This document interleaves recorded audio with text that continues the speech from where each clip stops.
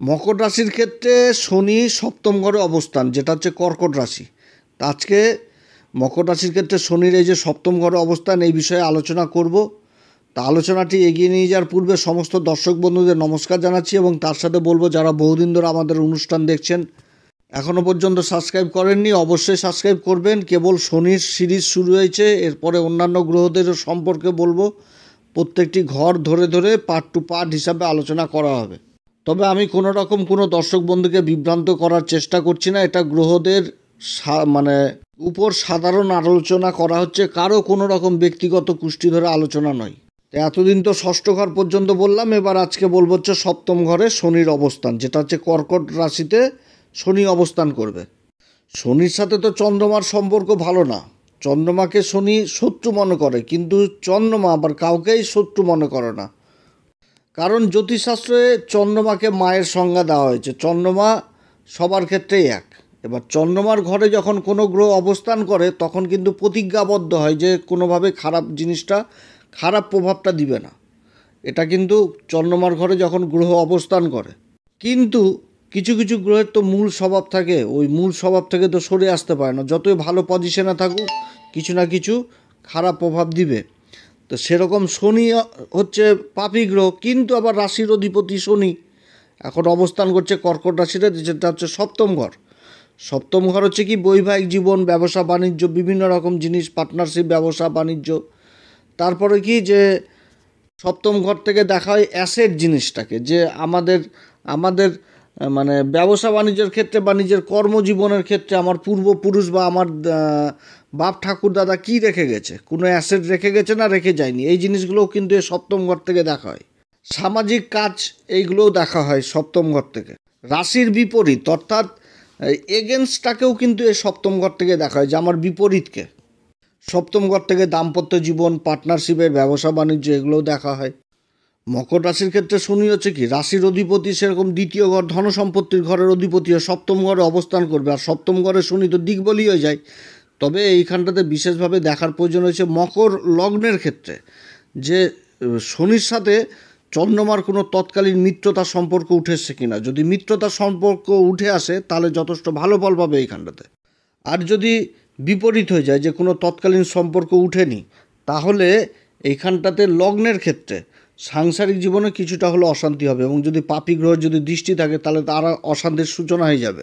তা বলে যে সাংসারিক জীবন ভেঙে যাবে সেটাও না, দাম্পত্য জীবনে অসুবিধা হবে, যে বিবাহ হতে দেরি হচ্ছে বা বিবাহের সমস্যা তৈরি হচ্ছে। বিবাহ অবশ্যই হবে, কারণ সপ্তমে শনি দিকবলি হয়ে যায়।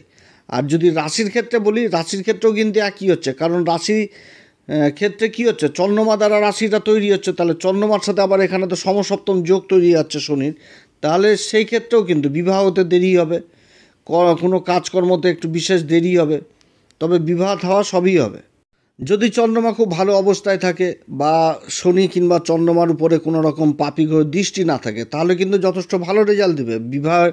বিবাহ হবে, দেরিতেও হবে, কিন্তু সাংসারিক জীবনও যথেষ্ট ভালো হবে। পার্টনারশিপে যারা ব্যবসা বাণিজ্য করছে, সেই ব্যবসাতেও বিশেষ উন্নতি হবে।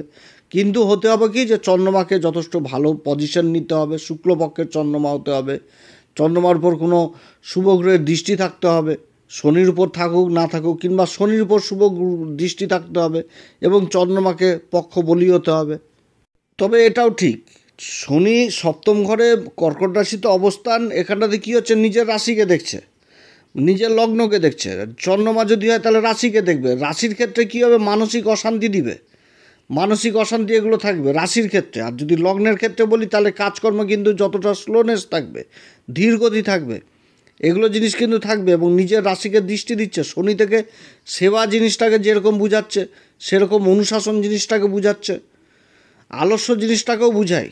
কারণ দীর্ঘদিন একটি রাশিতে অবস্থান করে, যার জন্য ধীরগতি নিয়ে আসে, মন্দাগতি নিয়ে আসে, যার জন্য আলস্য চলে আসে, একই কাজকে বারবার করা। তো এই জায়গাটাতে কিন্তু এই সমস্ত গুণ যথেষ্ট, যেটা ভালো সেটাকেই ধরতে হবে। যেমন আলস্যটাকে ত্যাগ করতে হবে, ধৈর্য জিনিসটাকে নিয়ে আসতে হবে, অধৈর্য হলে হবে না, ধৈর্য জিনিসটাকে নিয়ে আসতে হবে, দায়িত্ব পালন করতে হবে, কর্মের প্রতি দায়িত্ব পালন করতে হবে, সেবা জিনিসটাকে বুঝাচ্ছে, সেবা যথেষ্ট করতে হবে, সামাজিক সেবা, সমাজের উপর সেবা করতে হবে। যেমন শনির তৃতীয় দৃষ্টি পড়ছে ভাগ্যের ঘরে, তাহলে কি হচ্ছে, ঈশ্বরের প্রতি ধর্ম, এই জিনিসটাও করতে হবে, ধর্মপথে থাকতে হবে, ধর্মপথে থেকেই কর্ম করতে হবে, এই জিনিসটা বুঝাচ্ছে। তৃতীয় দৃষ্টি পড়ছে ভাগ্যের ঘর, সেটা হচ্ছে কি কন্যা রাশি, কন্যা রাশিতে যেমন উচ্চশিক্ষা জিনিসটা বুঝাচ্ছে, তো নিজের কর্তব্য তো করতে হবে, নিজেকে তো শিক্ষিত হতে হবে, এই জায়গাটাতেও তো জিনিসটা করতে হবে। এবং তৃতীয় ঘর কি পিতার ঘর, তাহলে পিতাকেও যথেষ্ট মানে পিতাকেও যথেষ্ট সম্মান করতে হবে, কর্তব্য জিনিসটা তো উঠে আসছে। আবার দূরযাত্রাও বুঝাচ্ছে তৃতীয় দৃষ্টি, যে নবম ঘর যেটা কন্যা রাশিতে পড়ছে, তাহলে ব্যবসা করতে গেলেও আবার ছোটাছুটিও হবে ব্যবসা ক্ষেত্রে, এবং উন্নতির যোগও থাকছে, যেহেতু মিত্র রাশিতে দৃষ্টি পড়ছে শনির সপ্তম ঘরে, দিক বলি হয়ে যাচ্ছে শনি, স্থান বলি গেল। এবার সপ্তম দৃষ্টি পড়ছে আবার রাশির উপরে, যে কোনো কাজ করতে গেলে ধীরগতি থাকছে, ধৈর্য ধরতে হবে, তাড়াহুড়া পারাপারি এগুলো করা যাবে না, এটাও কিন্তু শনি বুঝাচ্ছে।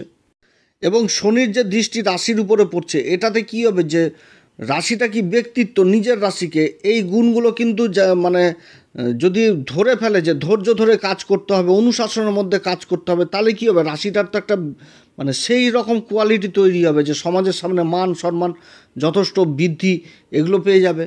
কারণ শনি কিন্তু এগুলোই বুঝাচ্ছে, এই সপ্তম ঘরে অবস্থান করে এইগুলো যত করবে তত ব্যক্তিত্ব আরও নিখার হয়ে যাবে, সমাজের চিনতে পারবে, বুঝতে পারবে, এবং সব দিক থেকে কিন্তু জয়ী হবে। বলে না যে ধৈর্যের একটা অশেষ গুণ থাকে, তো সেরকম কিন্তু শনি কিন্তু এই জায়গাতে রাশিকে এটাই বুঝাচ্ছে, যে ধৈর্য ধরেই কাজ করতে হবে, পারাপারি করে না, তাহলে কি হবে, ধৈর্য ধরে কাজ করলে সেই কাজটাতে ভুল হওয়ার সম্ভাবনা খুবই কম থাকবে। আর দশম দৃষ্টি পড়ছে চতুর্থ ঘরে, যেটা হচ্ছে মেষ রাশি, এইখানটাতেও কিন্তু যেহেতু সপ্তমের দিক বলেই যাচ্ছে, তো যথেষ্ট কিন্তু জমি জায়গা সয় সম্পত্তি সব দিক থেকেই ভালো হবে, এটাতে মানে নির্দ্বিধায় বলা যেতে পারে। কিন্তু যদি আবার চন্দ্রমার সাথে যদি সম্পর্ক খারাপ হয়, তাহলে ভাগ্যের দিক থেকে যথেষ্ট বাধা তৈরি হবে। আবার লগ্নের উপর দৃষ্টি পড়ে ব্যক্তিত্বকেও যথেষ্ট মানে অতটা ভালো ফল পাবে না, ব্যক্তিত্ব কাজ করেও মানে পরিশ্রম যথার্থ করবে, তার ফল জিনিসটা পাবে না।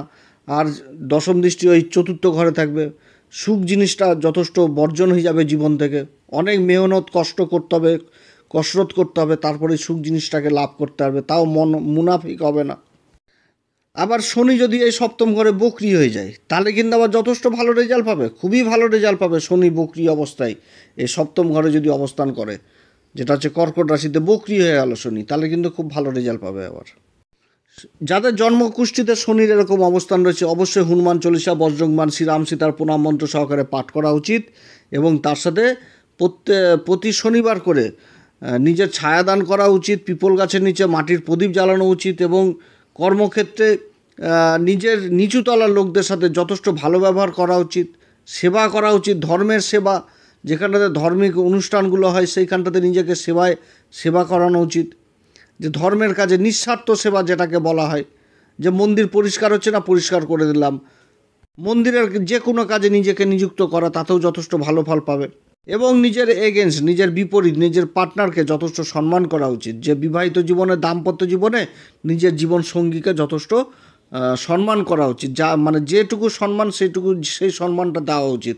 আর মাতার সাথে সম্পর্ক যথেষ্ট ভালো রাখা উচিত, যে কোনো কাজ করতে গেলে মায়ের আশীর্বাদ নিয়েই কাজকর্ম করা উচিত, পিতারও আশীর্বাদ নিয়ে কাজকর্ম করা উচিত। তো যাই হোক, এরকমই ফল আশা করা যায় এই শনির এই সপ্তম ঘরে অবস্থান। আপনারা সবাই ভালো থাকেন, এরপরে আবার আসবো, অষ্টম ঘর নিয়ে আলোচনা করব। নমস্কার, ধন্যবাদ।